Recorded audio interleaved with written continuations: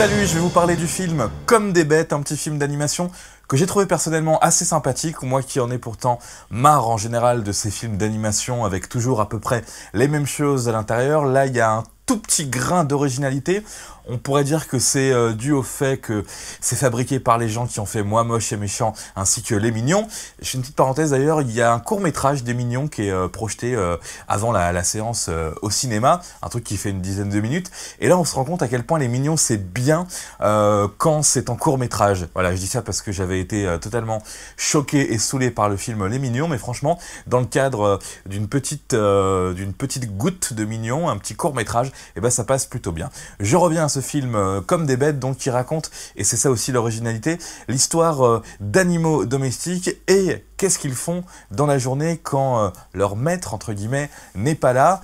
Donc c'est assez sympathique, c'est assez original comme concept, sachant qu'en plus ça se passe à New York, donc on a un New York animé avec des tours beaucoup plus grandes que la réalité, sûrement parce qu'on est dans les yeux d'animaux qui sont de petite taille, des chiens ou des autres animaux domestiques. Donc c'est ça à peu près l'originalité du film, c'est un truc qui n'avait pas été forcément fait, de suivre les aventures d'animaux entre eux la journée quand leur maître n'est pas là, c'est-à-dire qu'ils sont quand même assez malins, ils arrivent à se retrouver les uns les autres durant la journée.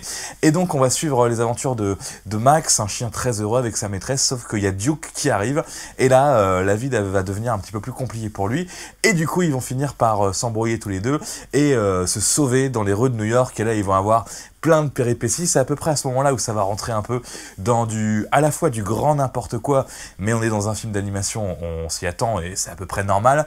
Et c'est à ce moment-là aussi, dès qu'il commence à être dans les aventures dans la ville de New York, on va rencontrer plein d'autres animaux, et là on retombe un petit peu dans ce que j'aime pas dans les films d'animation en général, l'anthropomorphisme à outrance, et essayer de faire rire toutes les 15 secondes avec ça.